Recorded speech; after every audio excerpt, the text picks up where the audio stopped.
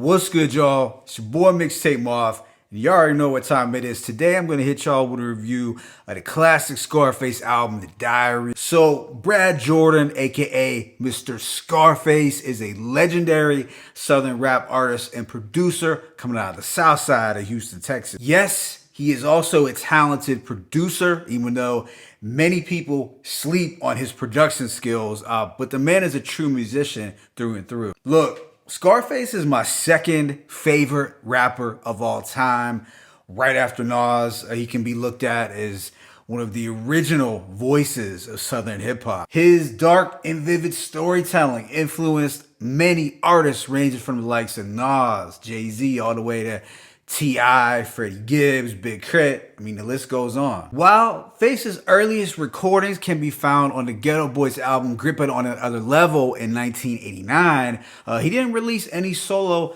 material until 1991 with his classic debut album, Mr. Scarface is Back. In 93, he dropped his sophomore album, The World Is Yours, and the production borrowed heavily from a mixture of early 90s sampling and West Coast G-Funk. It also introduced the beginning stages of what would become the Rap-A-Lot sound. So that brings us to his seminal release, The Diary, which dropped in October of 1994. Now the production here set the standard for what Rap-A-Lot as a label would sound like for years to come. The production team responsible for this sound was John Beto, Scarface himself, N.O. Joe, and Mike Dean. These producers combined live instrumentation with elements of G-Funk and blues, and this produced a Southern fried or gumbo funk that became associated with Rap-A-Lot. This album contained 13 songs and lasted approximately 43 minutes.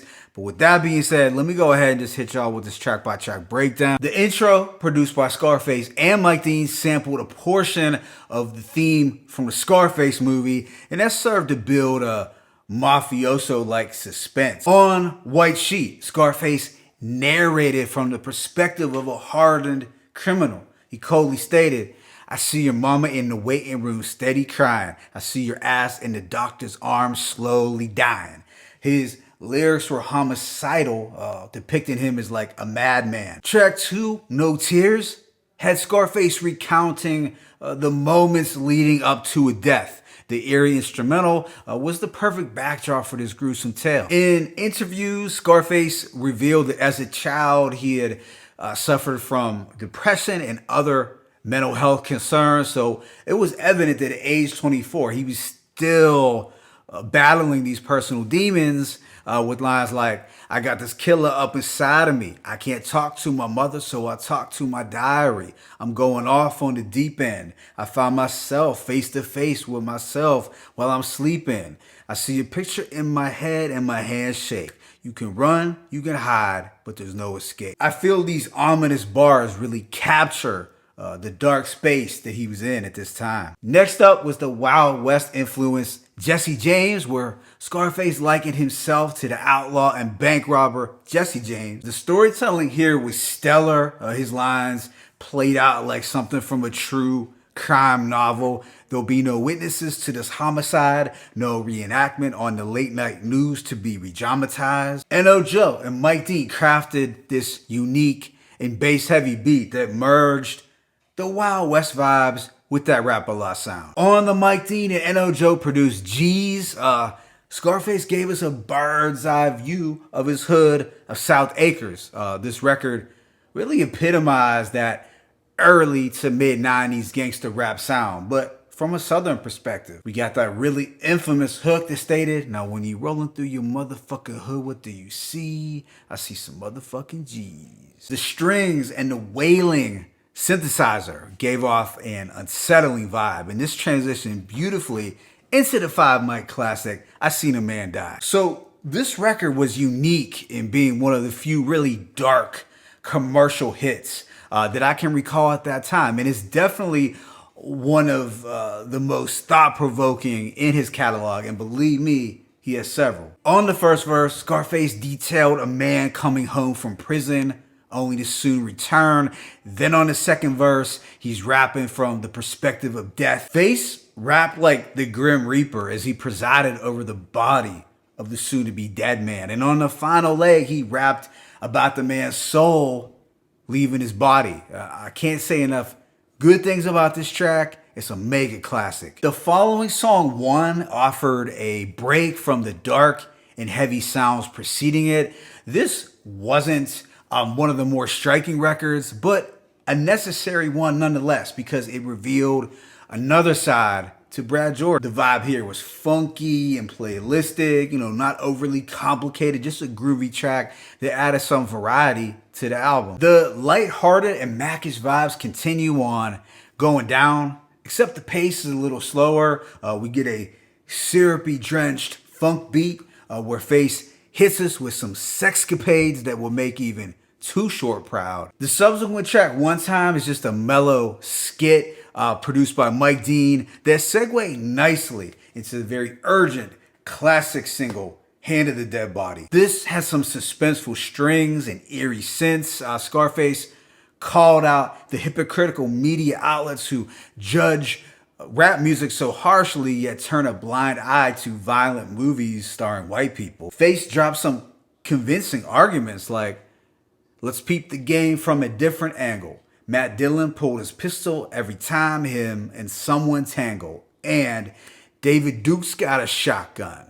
So why he get upset? Cause I got one. Scarface enlisted Devin the Dude, who would become a member of Face Mob just 2 years later, to deliver this smoky and chilling hook. This also featured Ice Cube, who dropped some impressive, socially conscious bars, and I think this is one of my favorite Cube features of all time. Following this was the Mind Playing Tricks 1994, which was Scarface's remix to the Ghetto Boys breakthrough single, Mind Playing Tricks. The beat was the same, but sped up, which gave it a nice bouncy flavor. While most will say that this version paled in comparison to the original, I get it, but I still enjoyed it a lot because we saw Scarface approaching these same demons from 1991, but this time around he confronted them with a little more clarity and maturity. The final track, The Diary, found Scarface in battle rap mode.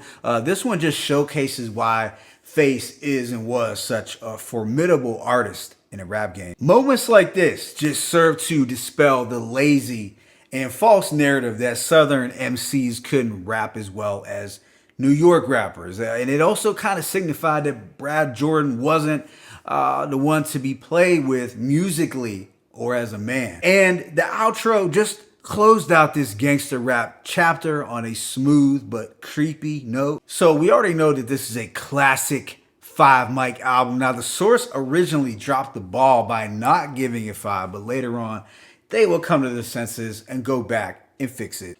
On this album, Face did an exceptional job of painting a picture of survival in Houston. He also presented the complexities of being a gangster.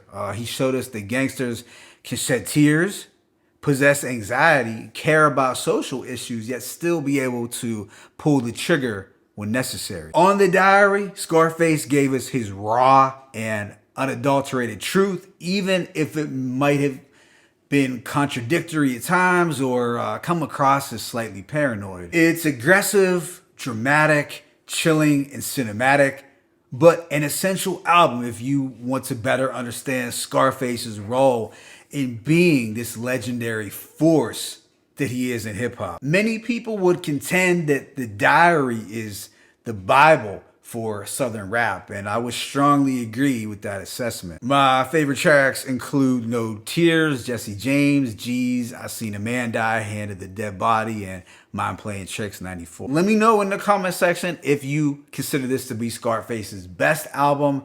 It's your boy Mixtape Moth. I'm signing out, but please be sure to hit that like button and please subscribe. As always, it's peace and blessings. Scarface, The Diary, Classic Album Review 1.